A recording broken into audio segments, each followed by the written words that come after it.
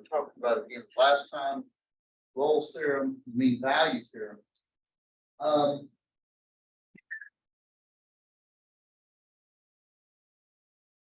So here's what Rolle's theorem says: if you have a function that is continuous on a closed interval from A to B, say,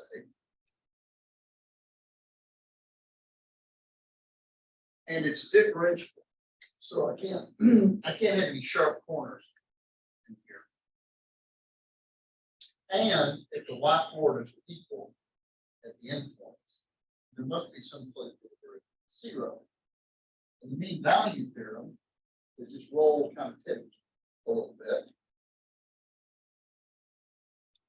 Now I don't assume the endpoints are the same height. But if I connect this continuously with no sharp corners, there must be some place in here where the derivative is parallel to the black line and see the line that connects. That's really all this is. If you look at the picture, it's kind of common sense.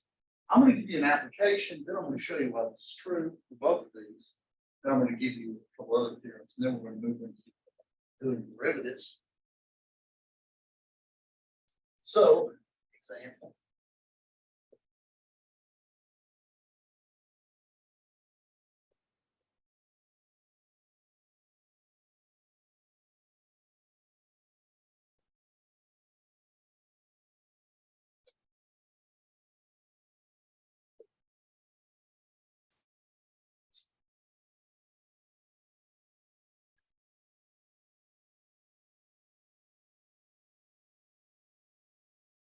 Here's an example. This is an application. Suppose I have this complicated thing here. Now, good luck finding a root of this. But I claim that's exactly one root. You all know what a root is? That's something that you can plug into this zero. Okay. Okay. If it's got exactly one root, it has to have one side, at least one. What happens when I plug in -1 here? I get -1, -5, so that's -6 plus cosine negative. Everybody agree with it? Was that number? Not exactly sure, but I do know it's less than 0. Explain to me how I know that.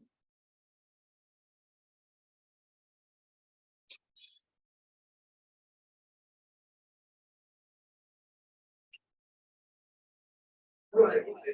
So I don't exactly know what this number is, but I know it's no bigger than what? How big could this ever possibly be? How big can cosine be?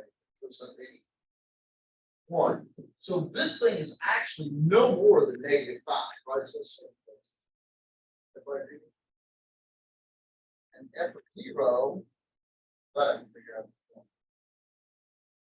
So here's what I know. And -1 is below the x-axis, and a 0 is above the x-axis. How do I know it's got a root? What can you say about this function? It is continuous. Right? And so if I draw without picking up my pencil, it has to cross the axis. It has to have a root between -1. Do I agree with that? So now we've established my intermediate value theorem.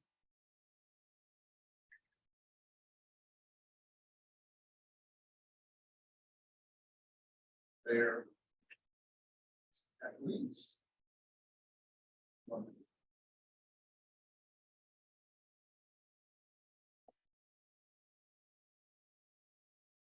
Now,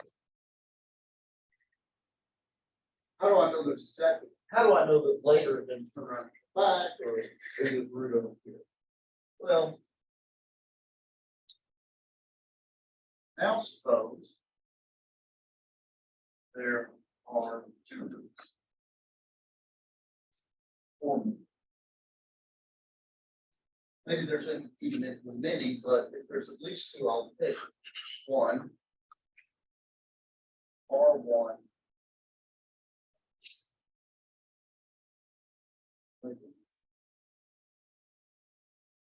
So let's suppose there are two roots, and I'm going to show this can happen. If there are two roots, then f of R1 and f of R2 are equal to 0. Right?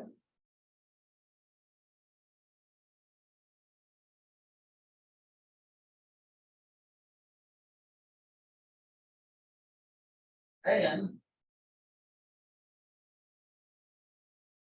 f is continuous on interval from R1 to R2, and f is differential on given. How do I know that? Because this function is continuous and different for everything. Do I agree with it? So it's certainly continuous and different on a small range. If this is true, what does Rolle's theorem say must happen somewhere in between R1 and R2?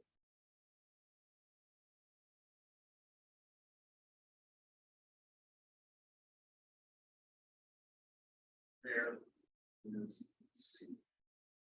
R1, R2 with F prime.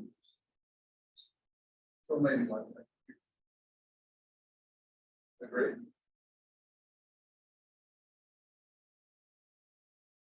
But F prime of that, somebody tell me what the derivative is.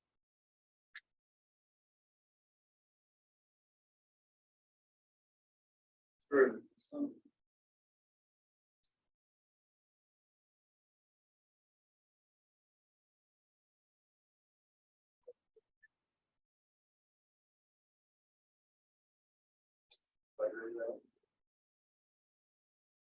And I claim this is always better than reading. Why?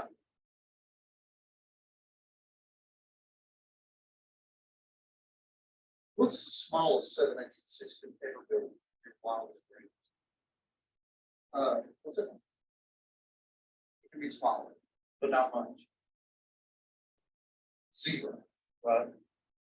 This could be 0. This is always 5. This, what's the most negative? This could be -3. I agree with something. So this thing is always going to be at least 2.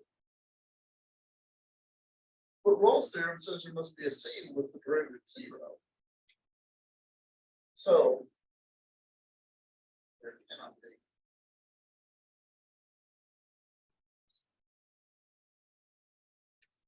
We know that there's at least 1.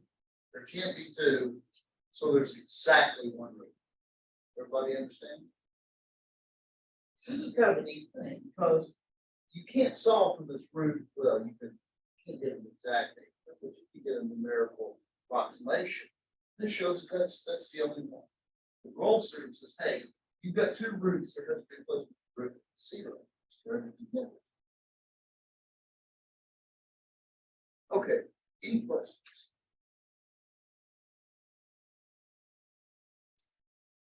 Okay. I am actually going to prove both of these theorems for you back to back. And the reason I bothered to do this is so that it's illustrates how it works. Let's show our roles. Suppose that f of x satisfies f of a let b 2 f is continuous on AB and 3 f on. Now I want to show that there's a place between A and B with C. Well, let me point out that f of x is constant on A and B.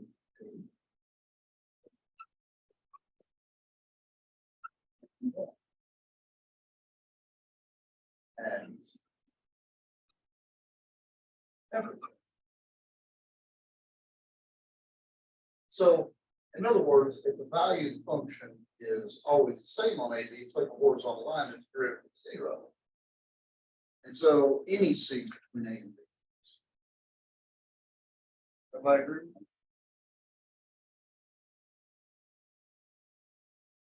Because on AB, it's constant. It looks like that. What's the derivative at any point there? 0. Okay, so what if it's not?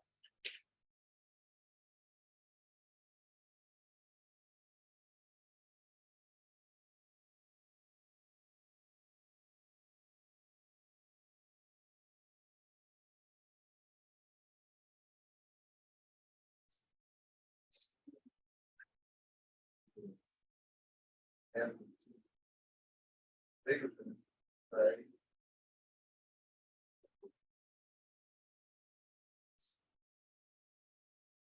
So we'll assume this here. So if it's not constant, there has to be some point here, T.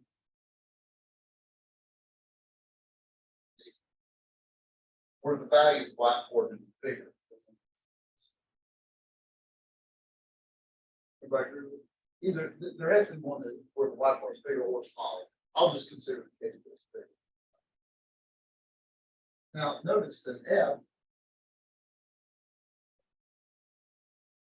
is continuous on AB, and that's a closed interval. What is the big theorem we have about a continuous function on a closed interval? It must attain what?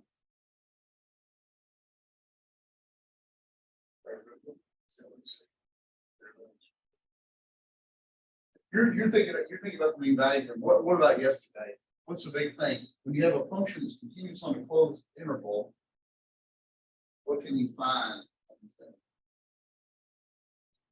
Well, right. But what do you find the critical number for? You're looking for the max and the min, right? So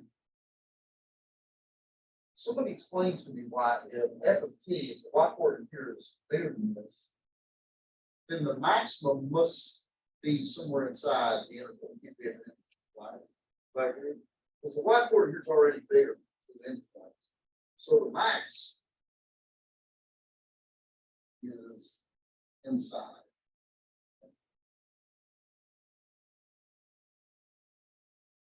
Everybody agree with me? So maybe it's here. And what is true about what happens at that max?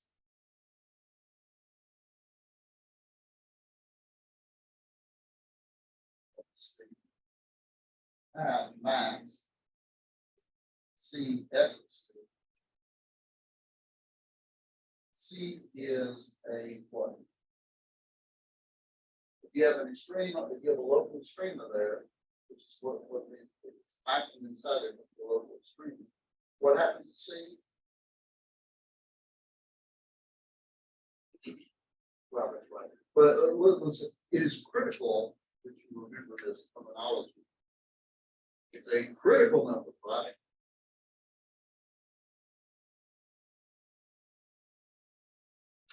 So f prime of C, 0 or does not exist. But our assumption here is it's differential. So it does not exist. There you go. There must be some I only did the case where f of t is bigger. The case where f of t is smaller is exactly the same. So now you're looking at minutes. Any questions?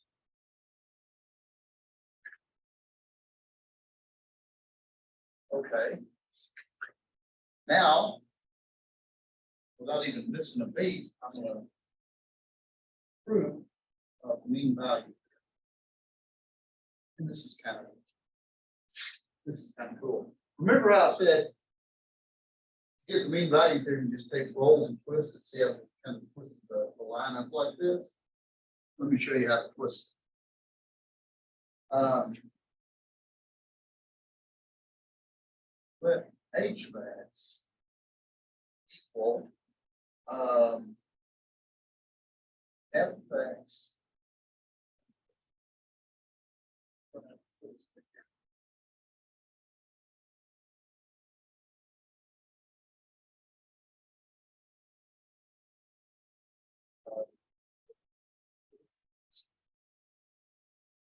F E minus F O B minus A.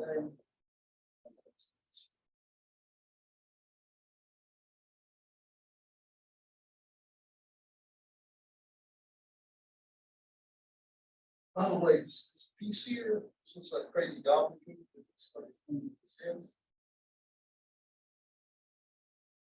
This piece right here, I've taken my original function f of x, right? And I've subtracted f of a from it. This is just a number. So all I've done is in the first step, I've moved my function down.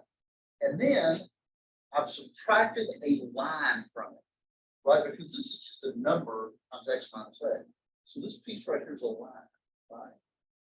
What this does is this does the twist that I in fact, what it does is take this twist back line.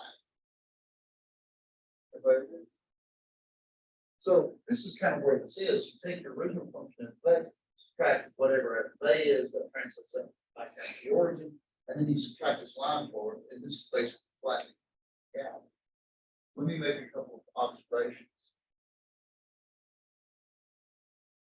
When I plug in a to this, I get f of a minus f of a, and it's 0. It's 0. Right? Because plug in a for x, this goes away, and x minus a is a big fat 0. Right here. Now check this out. H of b is f of b minus f of a minus f of b minus f of a over b minus a, b minus a.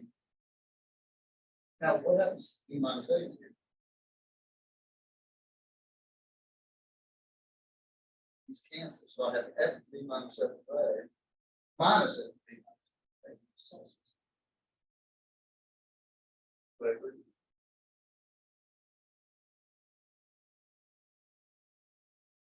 Also, h of x is continuous on a. Why is that? Because h of x is f of x minus number. I know that f of x is, and this is just a line. So this minus this difference between and differential on why? Because f of x is differentiable and a line is differentiable. If the any not vertical line. So look at what h of x is.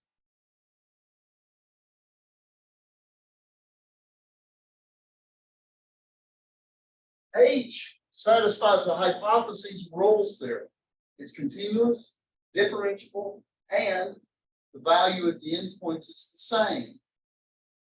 So what does this mean? By Rolle's theorem,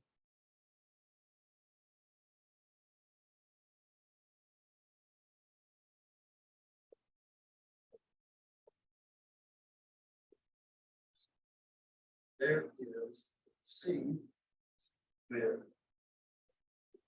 B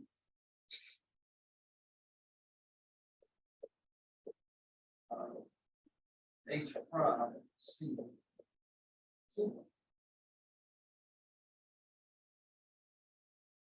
Because this new function H satisfies the hypothesis Rolle's. So there has to be a place for the derivative. Well, let's see. What is h of x? I'm sorry, h prime of x. Well, what's the derivative? F of x is f prime of x. What's the derivative of f of a?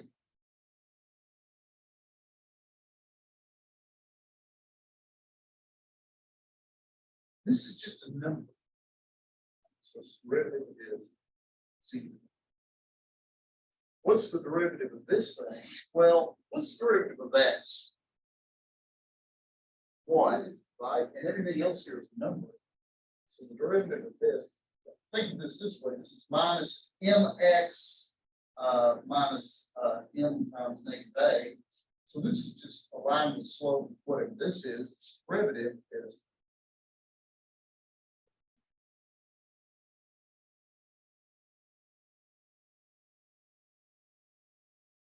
So that's the derivative of h of x. Now notice h prime of c is equal to 0. If I plug in c here, I get f prime of c minus fb minus fa b minus a.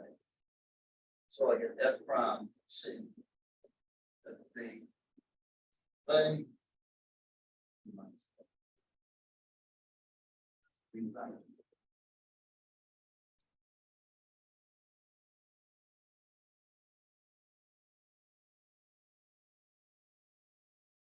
Okay.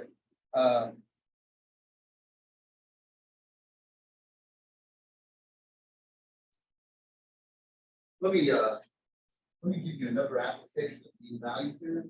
This is actually going to be very important in 1080. And actually, how many of you have to take 28 differential equations? Right, if you're an engineer, you probably got that on your radar at some point. It will be important there as well. And this is kind of, I bet you could guess what this little theorem says here. It's an application of mean value theorem. Suppose f is a function.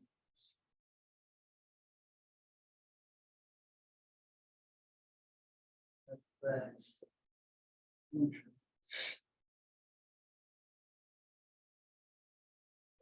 Fine. On yeah, f prime of x equals 0 for all x. Then f of x is blank.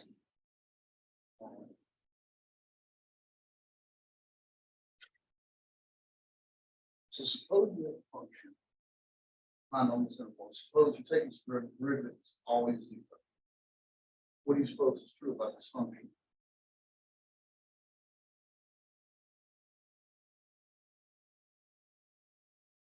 It's always true. It's always true. I mean horizontal, but yes. Function is constant. It's a horizontal. Because the derivative of the f of x is constant is 0, right? This theorem really tells you that that is the only thing it can be. Right? If its derivative is always 0, it has to be a constant function. I mean, it may have occurred to you before that, okay, I've got a function and its derivative 0, deep in the depths of some Stephen King novel, maybe there's a function so weird that it's not constant, its derivative is always 0. Can't happen. This is what this says. It's always got to be a constant. Let's use the mean value theorem here to show this is true. I want to show this function is constant. It's really quick. Suppose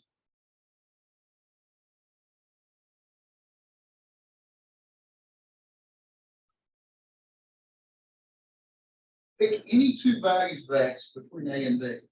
X could be as well. Actually, this is on the open. Pick any two values between a and b.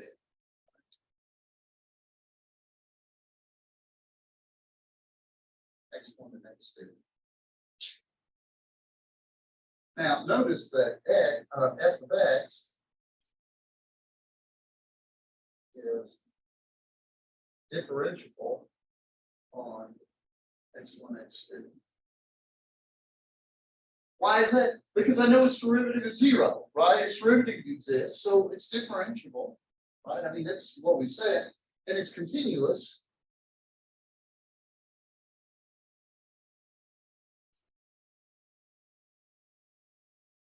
Because again, it's differentiable everywhere, and differentiability implies continuity.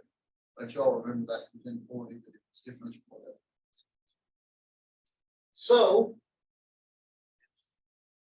there is a C with the next one, next two.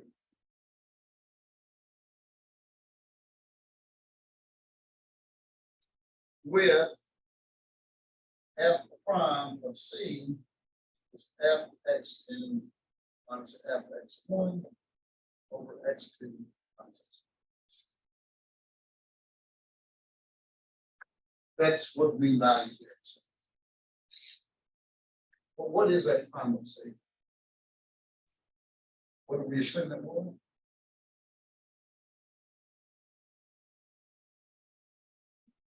Is 0.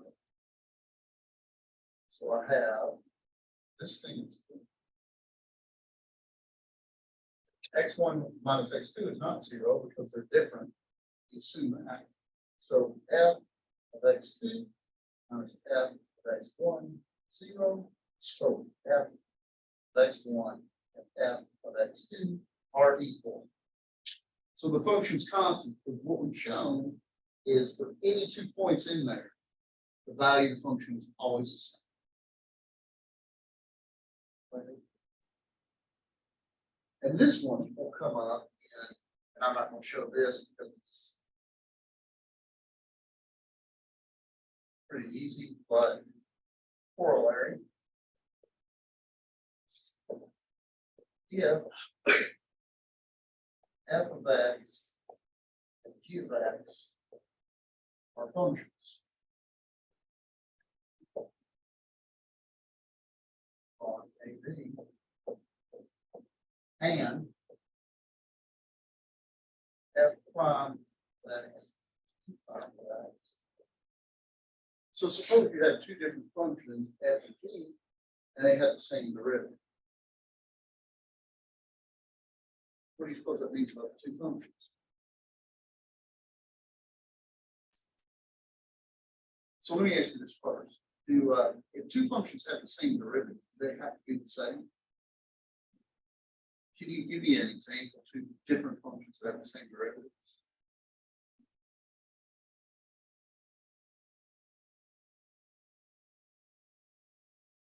Think something. What's the derivative of f of x? 1. Right? Do you think of a different something other than f of x equals that also has derivative 1? It's just a silly. Okay, how about this?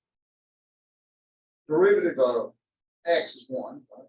Derivative of x plus 7 also. Right? Here's what this theorem says. F of x and g of x have the same derivative. Then f of x, g of x plus some. So they're differences. By the way, this means f of x minus g of x is constant. We're 0, and that's why it follows. Okay. Any questions?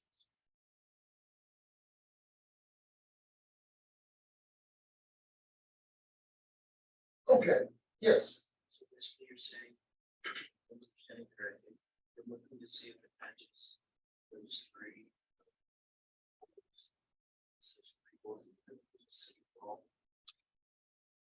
Yeah, if the function satisfies those 3 requirements, then there has to be a C in between A and B for derivatives.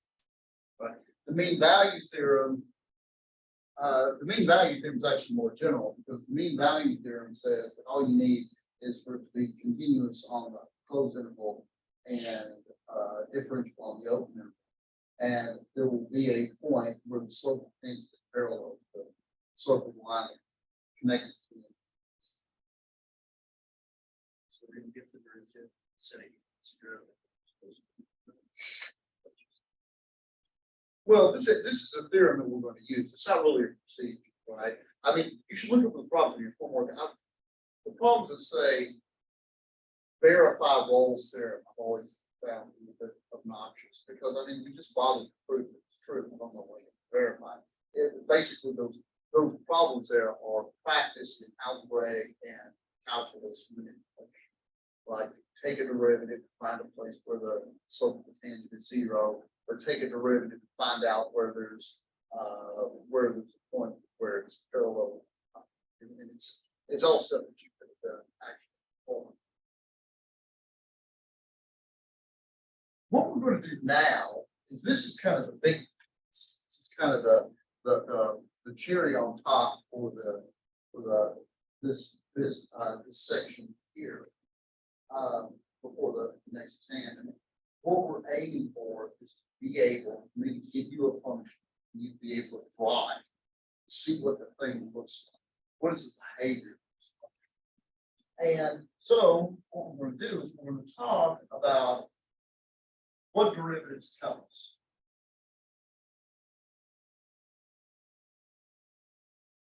They whisper to us and they tell us some stuff about this. And by the way, all derivatives tell you something in a certain sense. If you have a function that's differentiable, in most cases, and in fact, when you get to 1080, we will look at something called power series, where knowing all for certain types of functions, you know all the derivatives, you know the function that completely controls it. We are going to focus on the first two derivatives. Right? The first derivative, which tells you what? It tells you the slope of the tangent line at a given point. What is the second derivative? The second derivative is the change in the slope of the tangent. It's the change of the derivative. And that gives you information above. The third derivative tells you stuff, the fourth derivative tells you stuff, but it gets more subtle and it's harder to visualize. So we're going to work mainly with the first two derivatives, figure out how simple stuff is. So let's get started right away. Definition. Let F be defined on some interval I. We say F is increasing.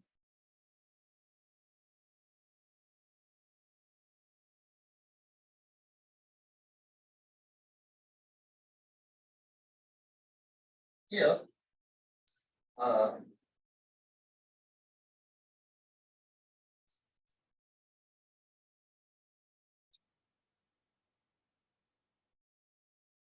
whenever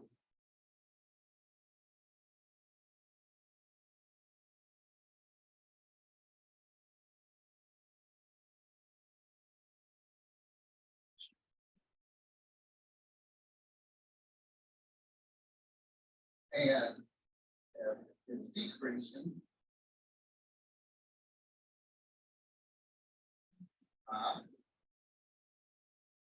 if whenever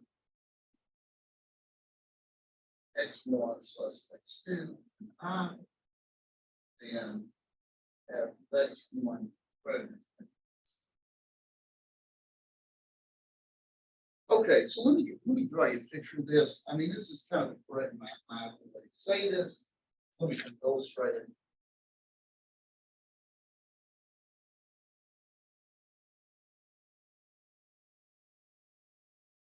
Here's an I.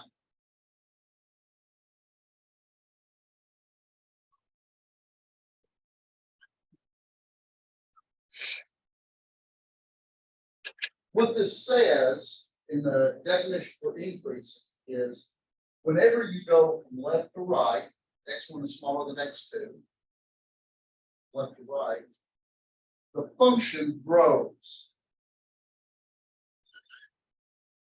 F of x1,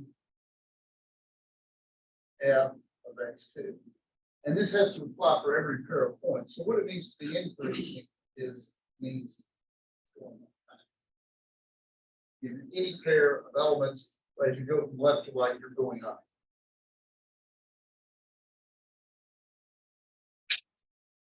Decreasing is the opposite in the following sense.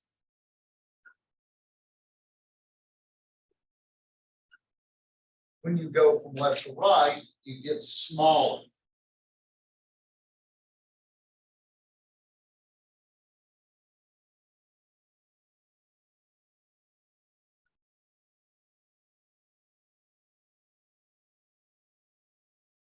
As you go from left to right, smaller.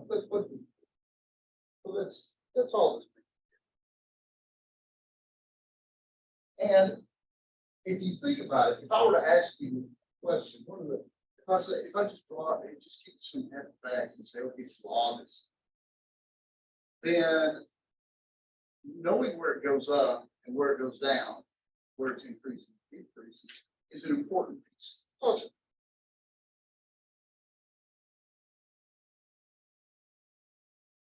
And this is I'm gonna make this more precise. Let me do a simple example. I'm gonna type this into the derivative. Here's an old friend. We all know what this looks like.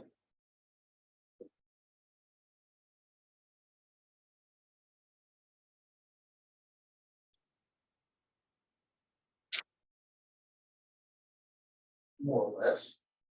Now, where does it look like it's increased?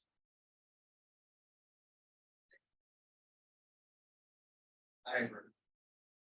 It's increasing on this end. 0. And it's decreasing from negative.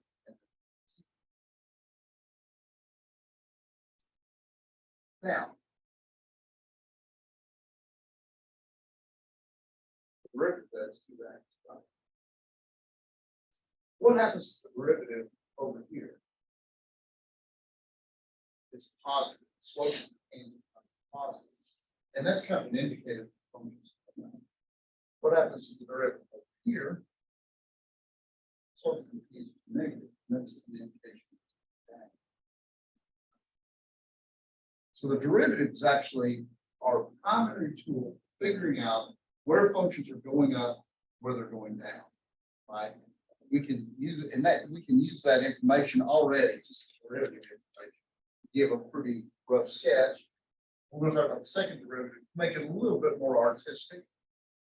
Let me give you this theorem.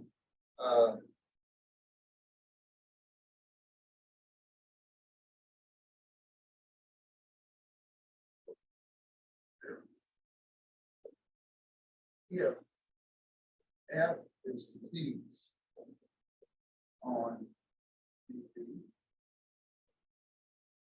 and differentiable on the open interval,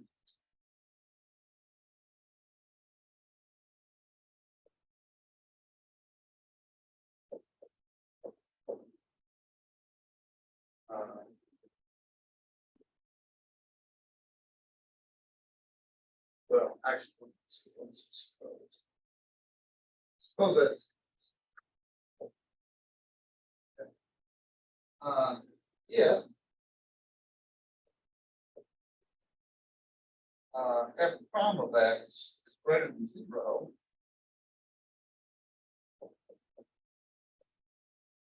on AD, then f is increased on actual quotient. And 2, if f prime of x is negative on AD, then f is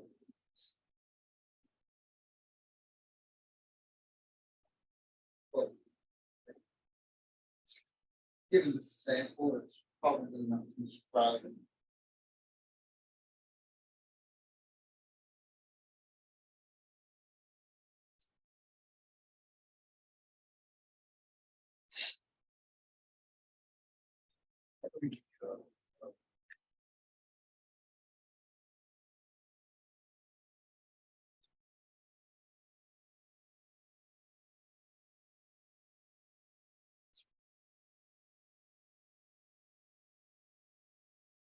Okay, so I'm gonna actually show you this, and then I'm gonna do the first derivative test.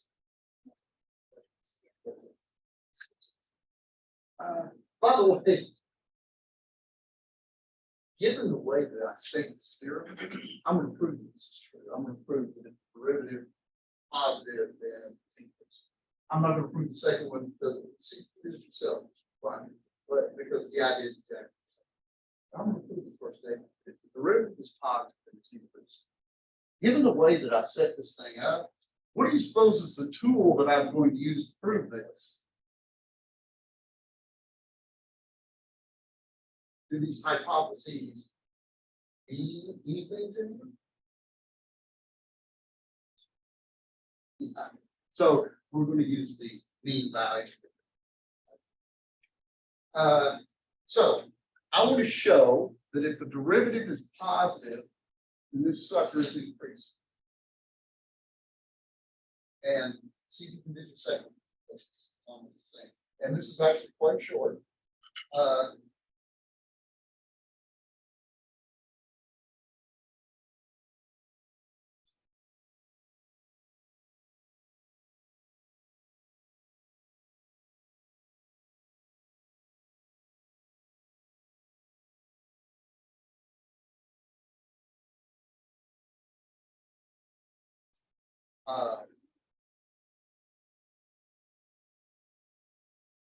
Suppose you have X1 and X2 somewhere between A and B.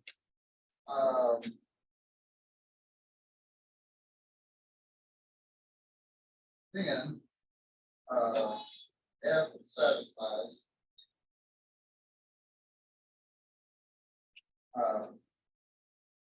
that F is differentiable on X1, X2, and continuous on X1, which is the hypothesis of mean value. So there is a C X1, X2 with F prime of C F X2 F X1 or X minus X1. That's what the mean value. And what can you say about this? Well, it's C. And what do you know about the derivative? That it is positive.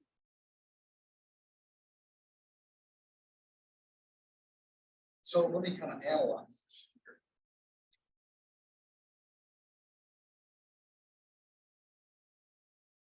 That is positive, and that is positive. And the reason X2 minus X1 is positive is because X2 is right of X1. All right. So I have a fraction. My fraction turns out to be positive, and the denominator is positive. So what does that mean about the numerator? Also has to be positive. I agree with it. So F of X2 is F of X1, 0. So F of X2 bigger than F of X1. So F is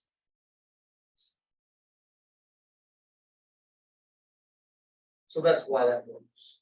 This shows that the derivative is positive, then the function must be increased. Good.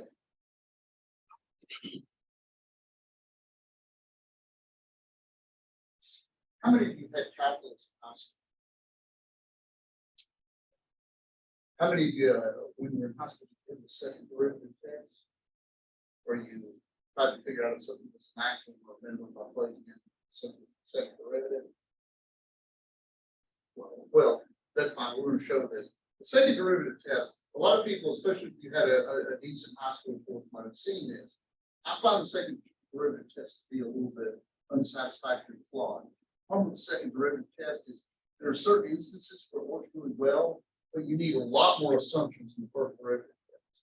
I'm going to give you what's called first derivative test now, and we're going to use it. But the first derivative test is extremely utilitarian. It works in a lot of situations. In fact, you've got some continuous. It works all the time. Theorem. And this is called the first derivative test. Let's suppose that F is continuous.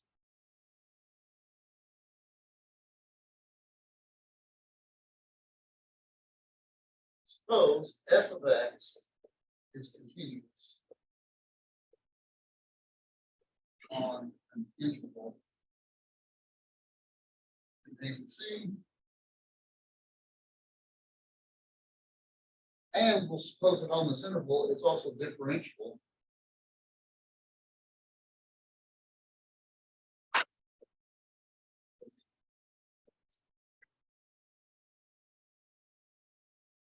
except maybe it's C.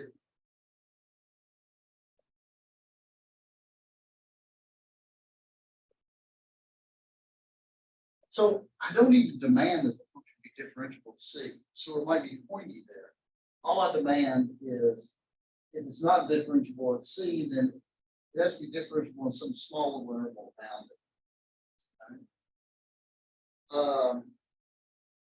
Number one, if f prime of x goes from positive to negative,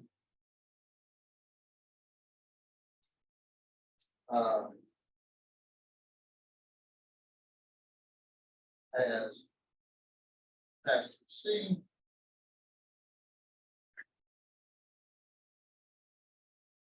then C, f of C, okay, let me what this is.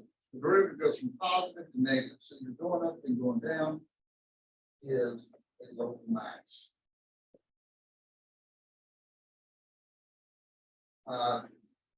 Two, if f prime of x goes from negative to positive,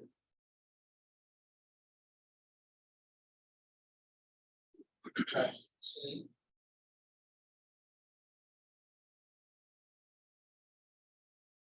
Then C and C is a local.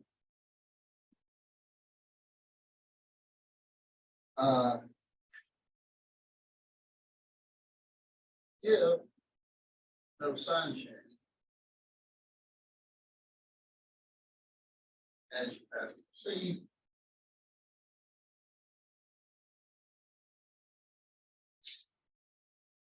or if there's positive and negative values, both like C or C, then C F C not H.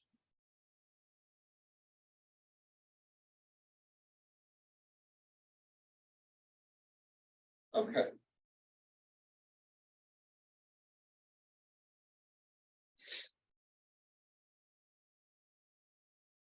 So let me do it.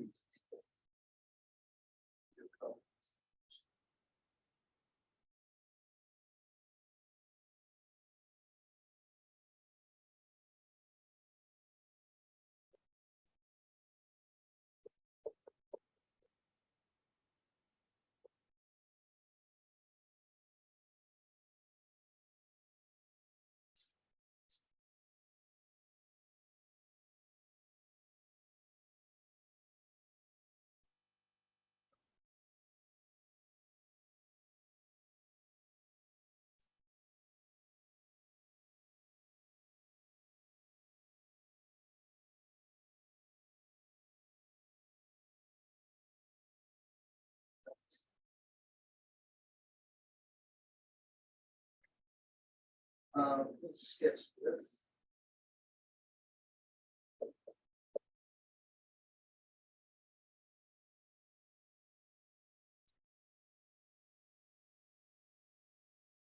Okay, I want to know what this looks like. What's the derivative of this thing?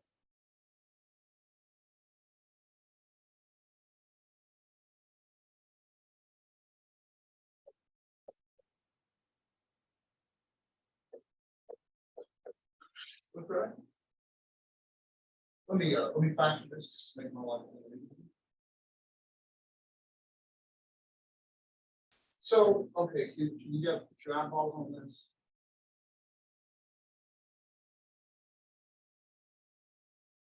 What am I critical?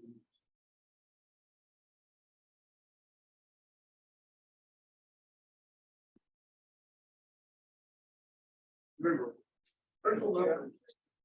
Okay, three, 1. What else?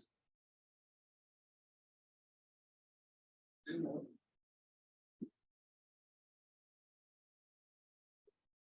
Zero, 1.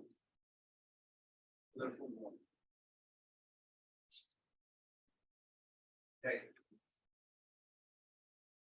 Critical numbers of points with the derivatives 0 or undefined. Make the 4x be 0. D 0. squared minus 9. X plus or minus. Right. Here's what I like to do. I find this useful. Just make a little sign chart. SIGN.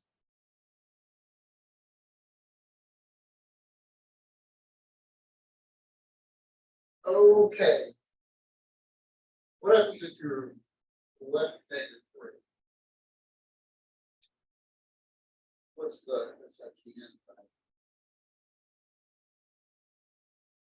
Oh, something like -4. I don't have to do value. If I put a -4 here, I get negative. 16 minus 9 is positive, negative times positive, it's negative. Everybody agree with that? What about between -3 and 0? I don't know, something like -1. It's a negative, positive.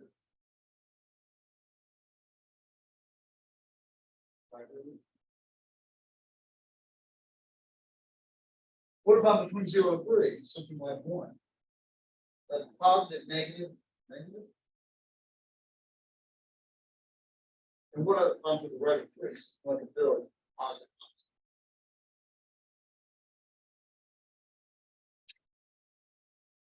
Everybody agree with that assessment of what's going on with the derivative? So this means that here the function decreases, here it increases, here it decreases, here it increases. And the first derivative test us, what happens? -3, we'll see, I plug this in. Well, I get 6 squared minus 16. We'll plug in -3, I'll get 9. Now, so I get -1.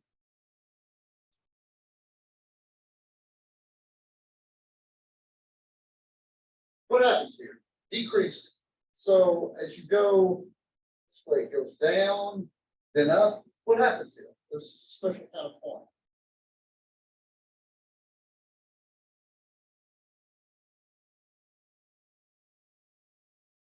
It's down, then up. That is a local. Here we have a point 0, 0. It goes up and then down. This is a local max. Here we go down and up. This is a local.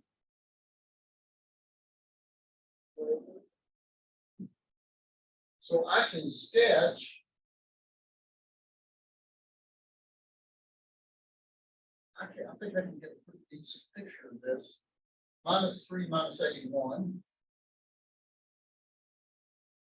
And then you've got this pair over here, 3, 8, 1. And then you've got 0, 0. Looks like this thing is sort of like a big W.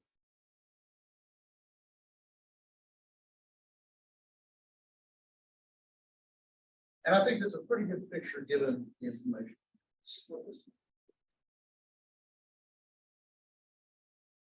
Any questions?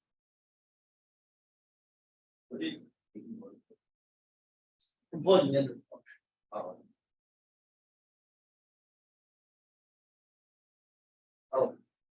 Yeah, old words, yeah. Yeah, 81 is wrong. It should be negative 8.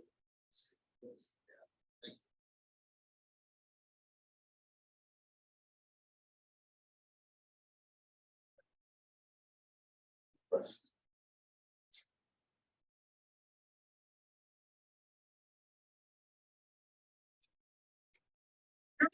One. No.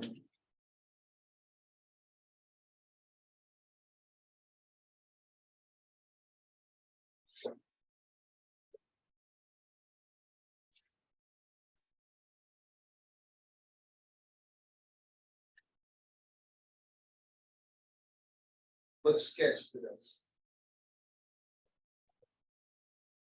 Using only the first derivative. Derivative of d blob is e blob times what? Derivative of blob, which in this case, derivative of x is 1, derivative of 1 over x times squared. And I am going to go through the pains of sort of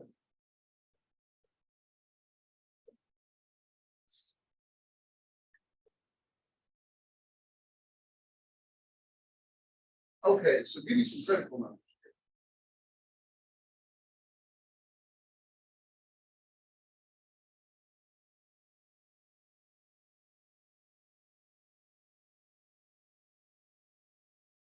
An exponential is never zero. This can be undefined. Though. Where is this undefined? What value of x is this? Zero. Everybody agree with that? You can't plug in zero with this. Correct. Right? But zero, even though it's place for the derivative is undefined, it's technically not a critical number. Can you tell me why? This is often overlooked about critical numbers. You have to be able to plug them into the original function. Right? Is x equals 0 in the domain of this original function? No, it's not. Right? So it's technically not a critical number. So 0 doesn't work. So you only get x equal plus or minus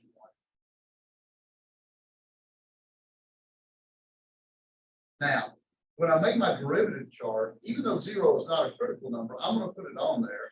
I'm not saying it's a critical number, but it's probably going to be important for the derivative.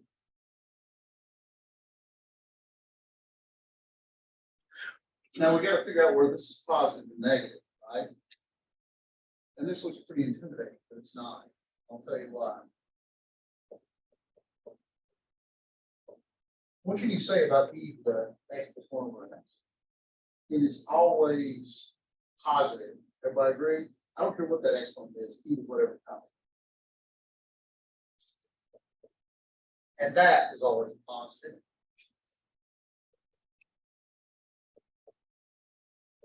That's the only thing. The x squared minus 1 is the only thing that changes sign. And notice that if x is in this range here, that is small, then it's negative. And if x is big, something like 2 or negative 2, this thing is positive.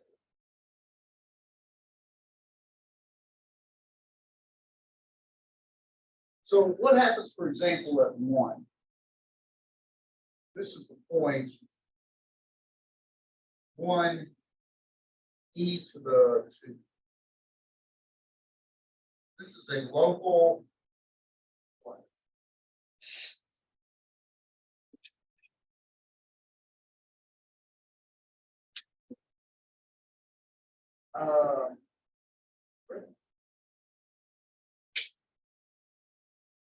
What about this one? This is minus 1, and that's going to be e to the minus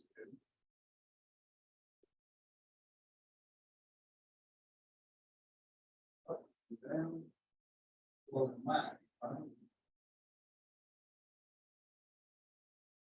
And this isn't anything, because actually, this right here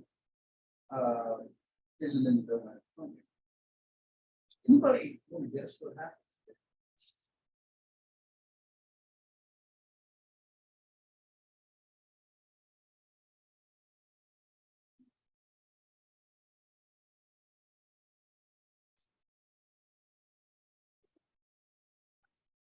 So this is actually weird. So let me grab this away from 0. So I've got the point 1 e squared. This is a local bend. And I've got minus 1 e to the minus 2. And e to the minus 2 is pretty small. This is the local max. Let me point out that this function, by the way, is always, the y coordinate of this function is always positive, right? So the local max, let me draw a little higher just for artistic purposes. Must be like this. And local min, part like this. Anybody want to guess what happens? Very close to 0. From only one side. Right. Let's look at the limit as x goes to 0 to the positive side, e x. Look at the x function exponential. This piece is going to be equal to 0 right here. But this is going to be infinity right here. Now what happens to the exponential shrink? It's very, very large. It's very, very large. So from this side, it's like this, right? This can't possibly happen. And I'll tell you why. Because the function itself is always above the x-axis, right? So it can't go crashing into the basement. And it can't go up like this because then there'd be another local min that we didn't get. This turns around, there's another local min. Anybody want to guess what happens here? I mean, it can't go down, it can't go up. Where's it going? Yes.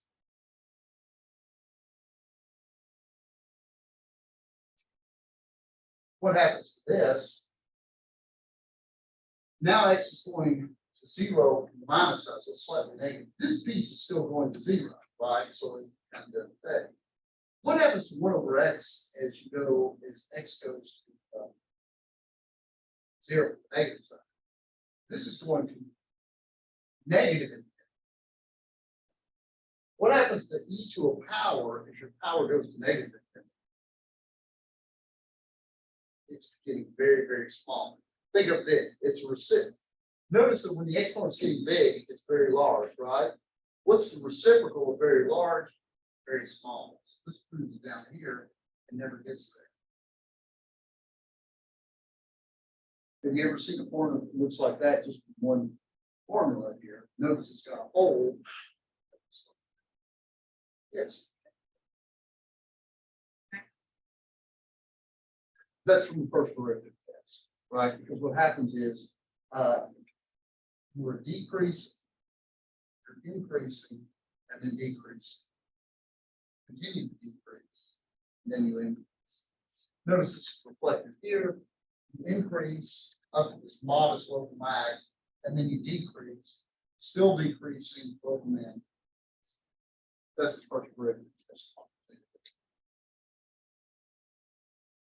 Okay, any questions?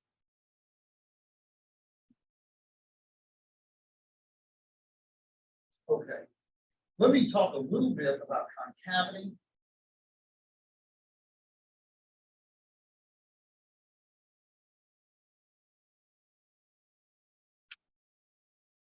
And here's something else, and this is why we might be here.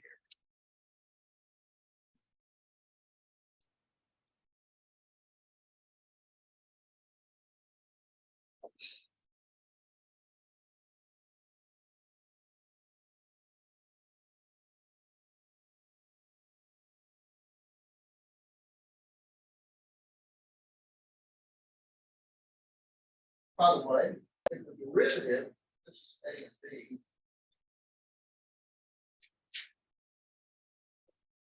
Suppose that I'm trying to draw a function. I want to know what this is. And we'll say that this subderivative is that fact. Suppose this derivative is positive on a and b. What does that mean as you go across a and b? If you're to draw the function, you're always going up. Everybody agree with me? My question now is how do you go up? I can draw the two qualitative function looks like that. Fine.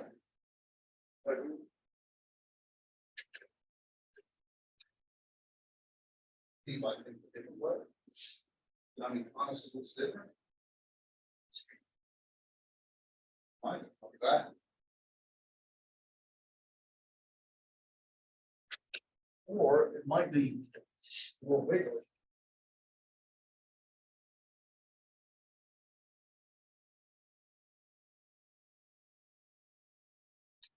Notice all these functions: red function, black function, blue function.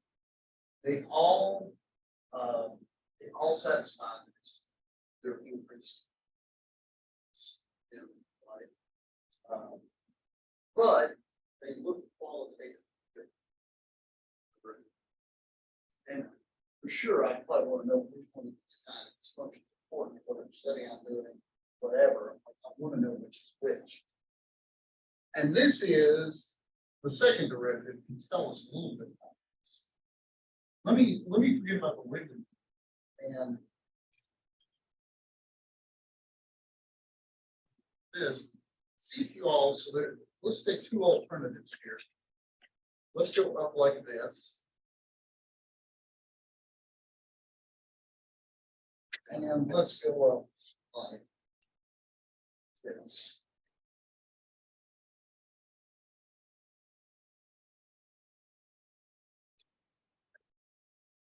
Now, green function and red function both increase as you pass between the 2 points. And they certainly look different. But can somebody tell me mathematically what's something different about these 2 functions? Or what is it? Can somebody put it kind of in the mathematical word? Yes, I can. My eyes tell me that this one is different than this one. But what is it about this that makes it different? Something.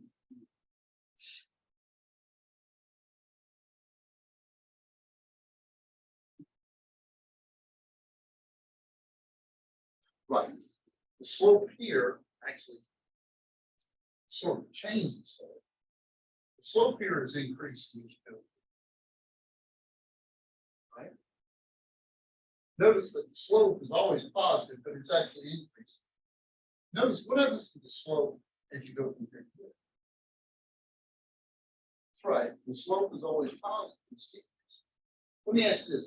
What can you say about tangent lines on the red piece? When I draw any tangent line on the red piece,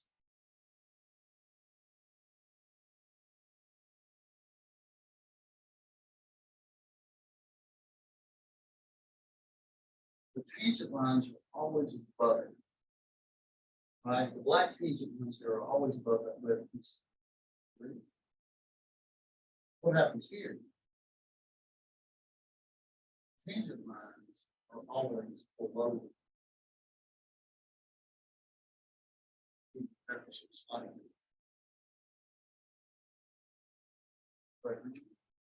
Notice with the tangents above the curve, as your point moves from left to right, the slopes are getting gentler. They're decreasing. As you move from left to right here, the ones that are under the curve, they're getting bigger.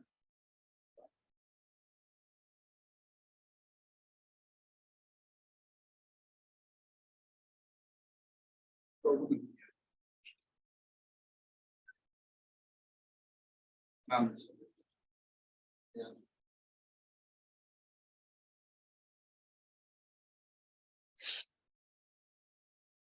We say f of x is concave up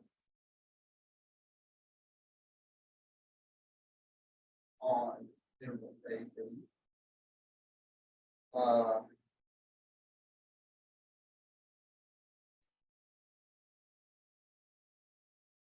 Yeah, f of x lies above all its tangents.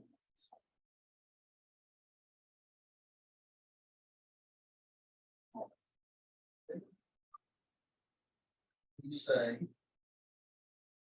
f of x is concave down on a if f of x is below its.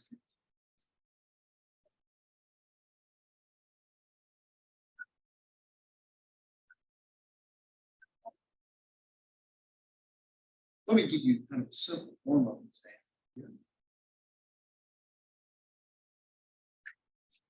example.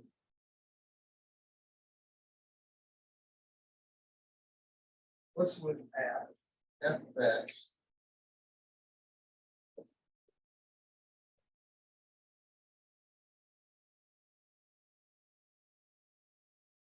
this is quite familiar.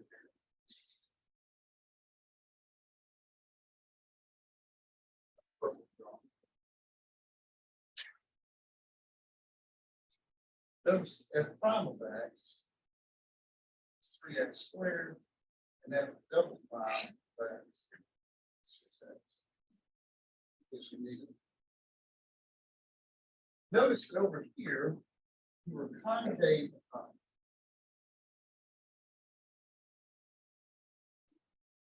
And over here, we were concave down. Because on the right side, if I draw any tangent line, I'm drawing it below the curve. And on the left side, I'm drawing a tangent line above the curve. Right?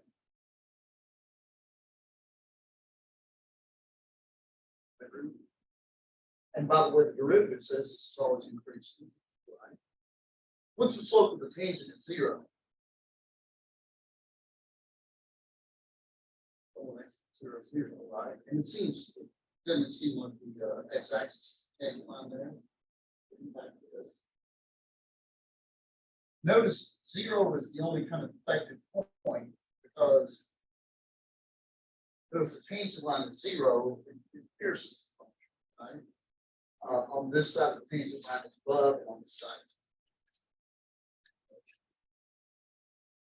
This is called a point of inflection. And it's for the concavity.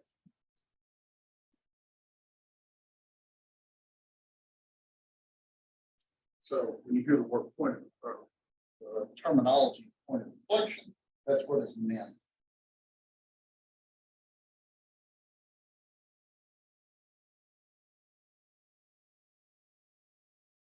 I'm going to exhaustive general improved space. I'm just going to state this here. Theorem.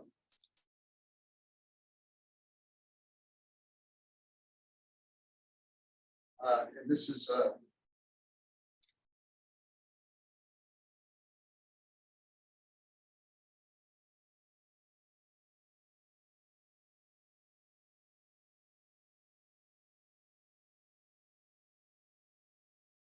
here f double x. So this is 0, then f of x.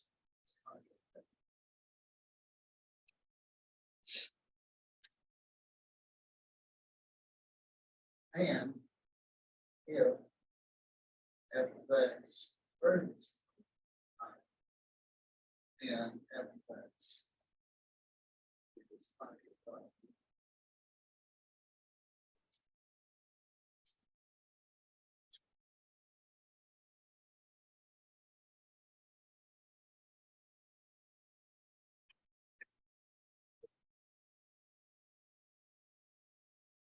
And this is probably even on like fairly obvious.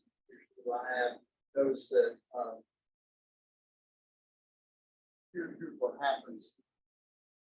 What is it? Let's look at this theorem for a moment. What does it mean for f prime of x to be negative? Well, f prime of x is the derivative, or f double prime of x is the derivative of f prime of x. So this is the change in the slopes of the tangent lines, right?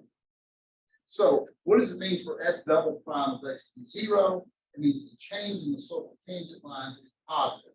That means the slopes of the tangent lines at successive points are increasing. And here's what you have right here on the green one.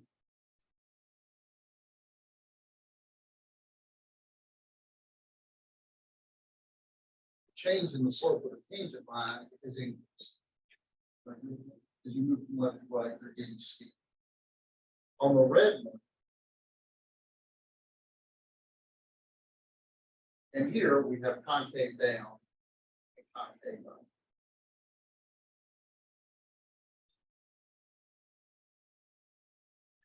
Any questions?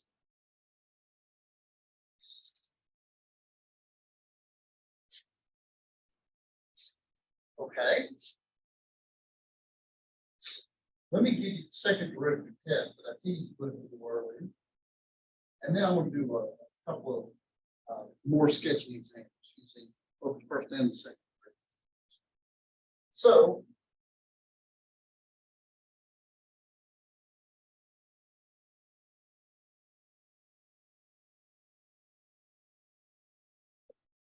by the way, I kind of talked some smack about the second derivative test earlier.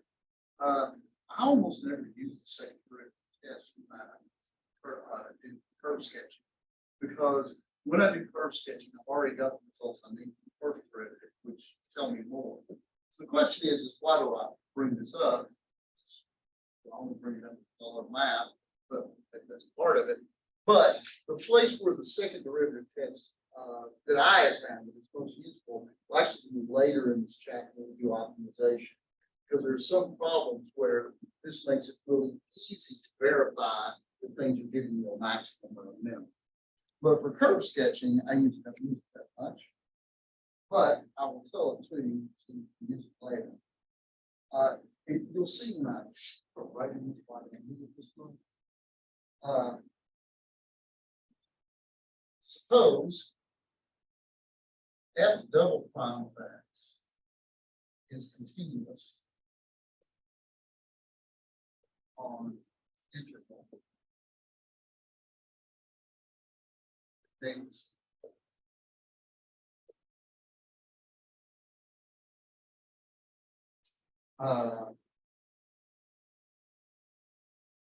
And f prime of c is equal to 0. 1 if f double prime of c is bigger than 0, then it will open down. C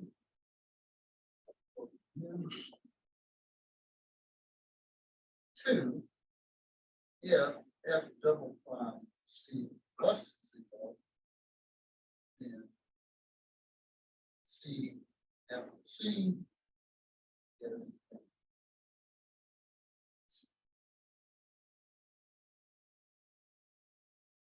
now in particular with some applied problems.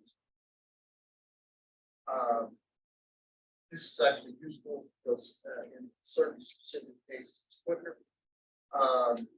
But here's why I don't like it so much.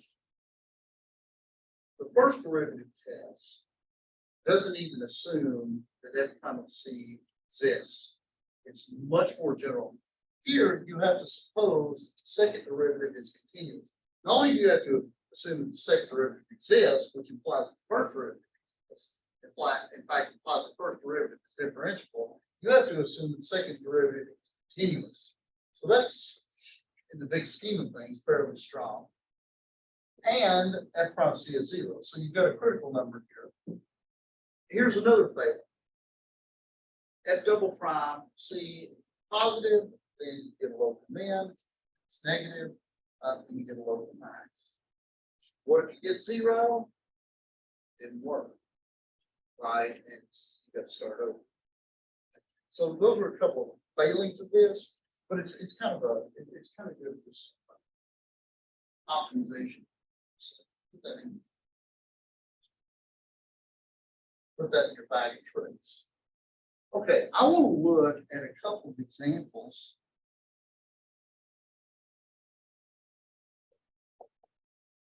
And I want to throw the kitchen sink at this. 3x 2/3 minus 2x. I want to sketch this.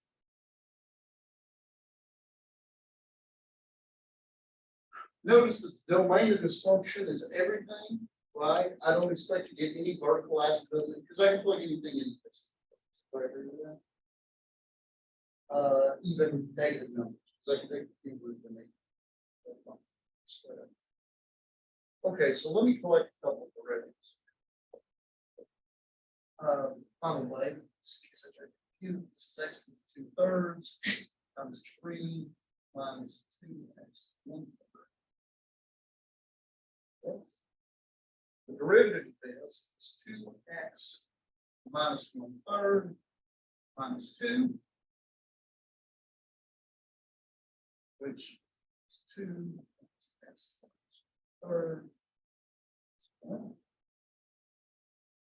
And f double prime of x is minus 2/3 x minus 4. Everybody okay with that?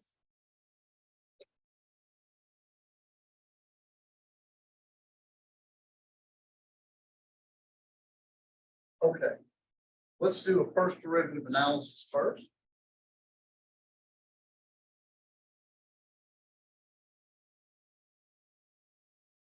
So what we have here is f prime of x is 2 times x to the minus 1/3.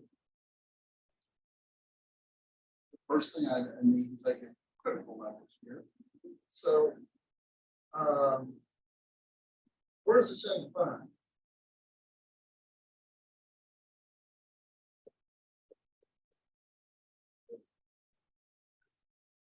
This is one of the people basics. It's got problems with that.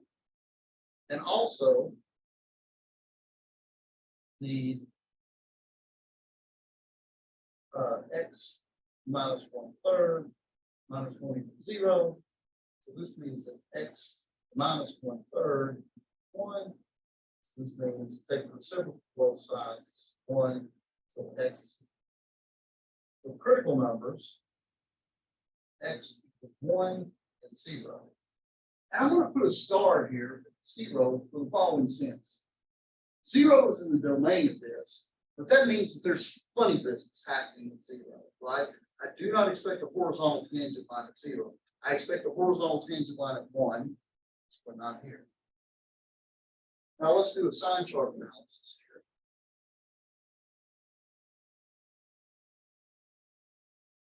F prime F. Okay, so let's take a look at the derivative here. What happens if you have a negative number? Right, so suppose you're to the left of 0. Then this will be negative, let's see negative, so the whole thing.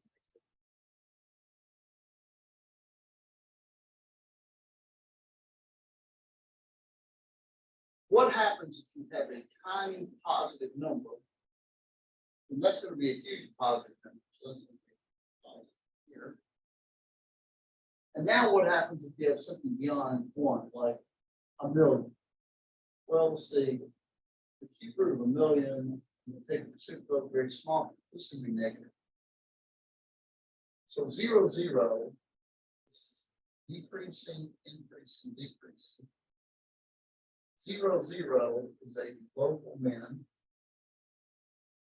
And this point here, which I guess on the original function is 1, 1, 1, is a local max.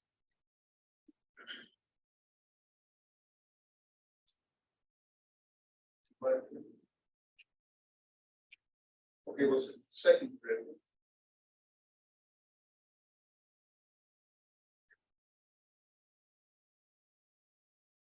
I'm going to draw a little sign chart for this one too, but this one's going to be really easy. There's only one problem, and that's at x equals 0. What can you say about the sign of this? Well, that, think about what you're doing. Taking x, and you're taking the cube root of it, and then you're taking 4 times. Positive, reciprocal times negative. This thing is always negative. I don't care what you plug in. So this thing is always concave. This is very sad.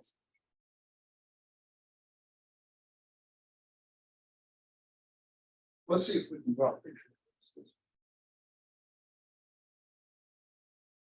Here I have a local min, it's 0. and I have a local max at 1, 1.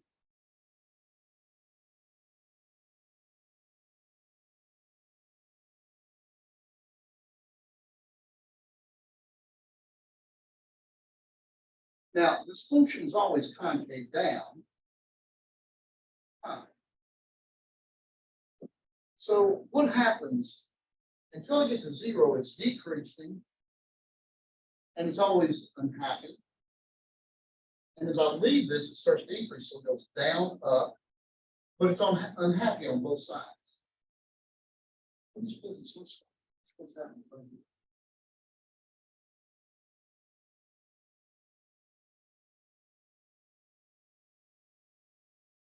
Very sad. Oh, go.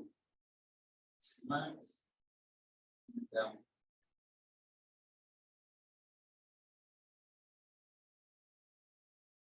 Notice that its x goes to infinity, that's positive and getting very large. If you're positive, that's negative. So if it's negative, infinity is right, and it goes positive. Infinity. So that's what this thing. Morals. Notice always sad, decrease, increase.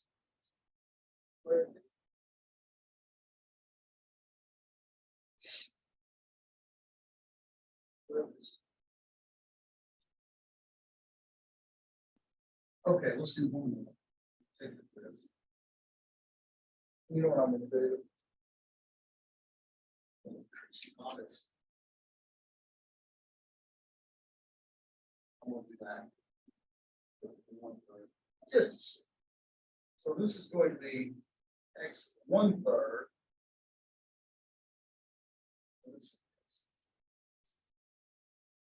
Yes, 1/3. Okay.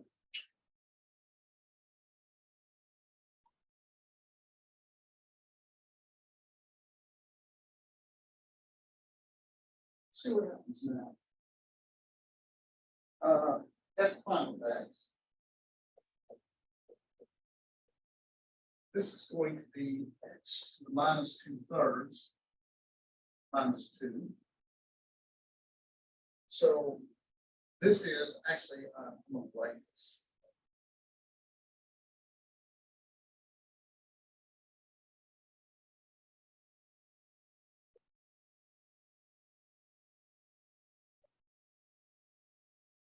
Writing it like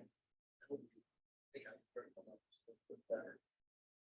And this one, take one more derivative. This minus 2/3 x to the minus 5/3. So,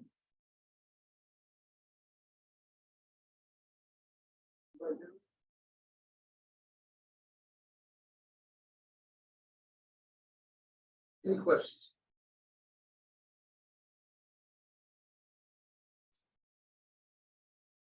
Okay, let's do an analysis of this.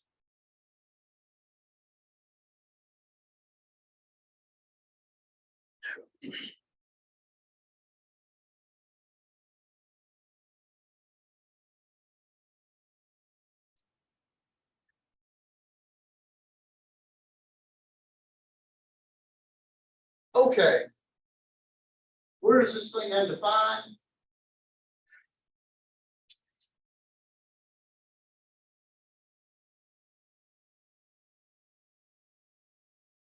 And again, x equals 0 is in the domain of the original function. So I'm thinking that that's a critical number. Also need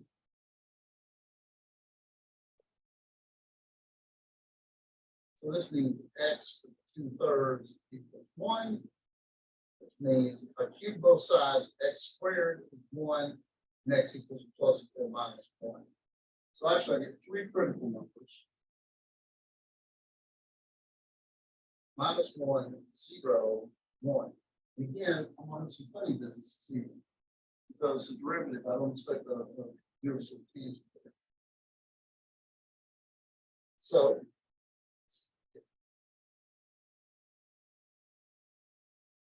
-1, 0, 1. Okay, notice the bottom of this is always positive. It's the 2/3 power. So it's never going to influence the sign of this. The sign is completely controlled by what happens here. And if you're between -1 and 1, so x is small in absolute value, and this thing is going to be positive.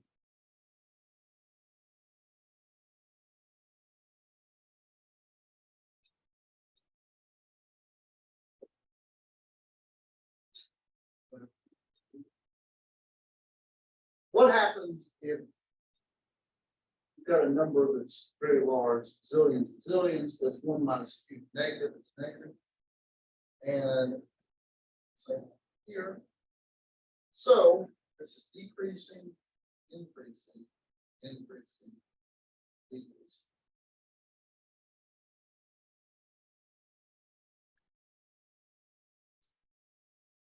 So this like -1. I'm putting -1 here. This should be 3 minus 2, 1, negative 1, -1. And this should be, what should this be? Down, no.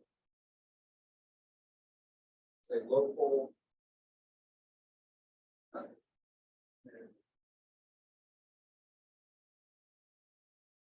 What happens here? It goes up, then up. It's a local nothing. That's terminology for 0, 0 points there, but it's not a maximum, it's not a min. Then what we have here is up and down, so local min, whatever it is, and it should be at 0.1. Yeah.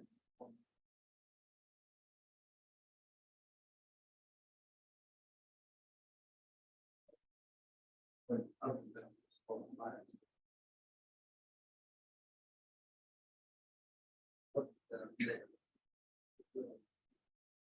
Okay, F double prime. This is -2/3. X -5.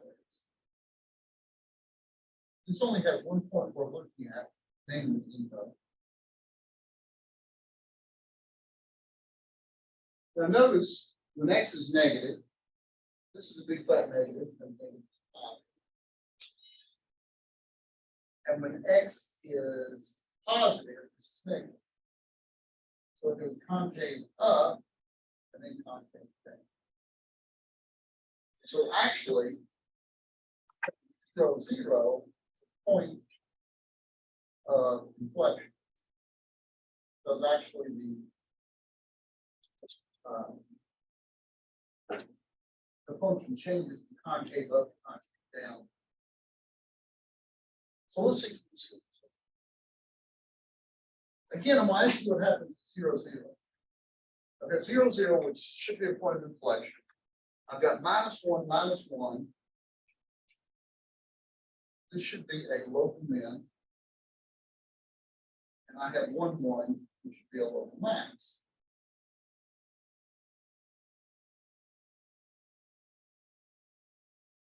So let's see what happens until we get to the local min.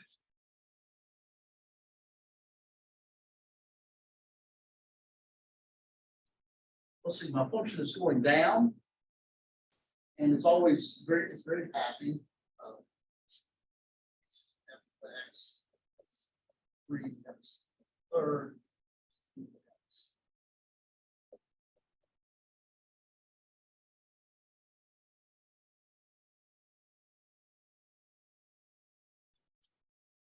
So it comes down to this, more or less.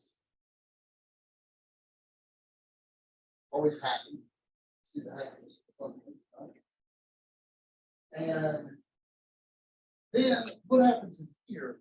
So from -1 to 1, it's always going up. So it should go from here to here, up. And it should be happy, big smile on this side, and then these Prozac on the other side. And the derivative doesn't exist here. So can you wait? Is it necessary?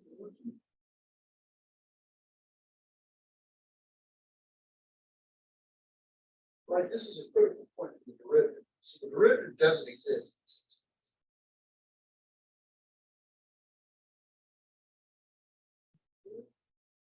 And then when the derivative doesn't exist, sometimes I think of like customers, right?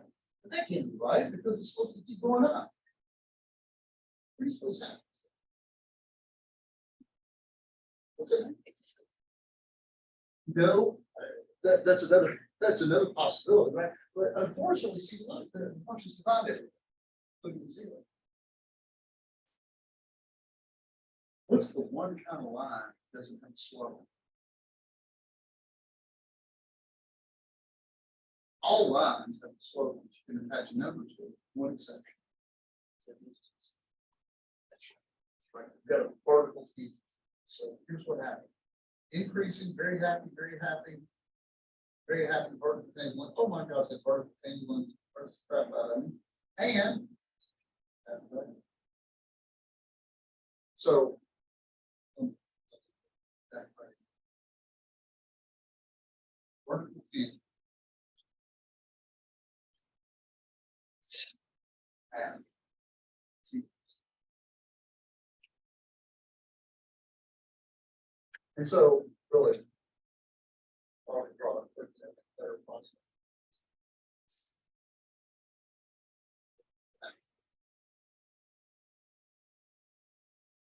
So that's a little bit more dramatic. Okay, any questions on that?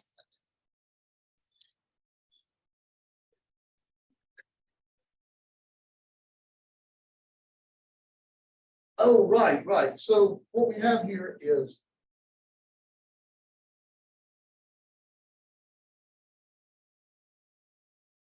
that's the derivative, right? I ignored this because this is always positive, right? So the sign is determined completely by what goes on top. So what happens here, notice that this thing can only change signs here and here, right? Because the roots we got out of this were plus or minus 1. So whatever happens in the middle, that's the sign that stays. And for example, at 0, this is positive 1, right? But you can check anything in this range by using positive. Now, outside of this, something beyond 1 variable, like 10. Well, let's be more back. Let's say a zillion. This is going to be 1 minus variable number, which is negative. And same way.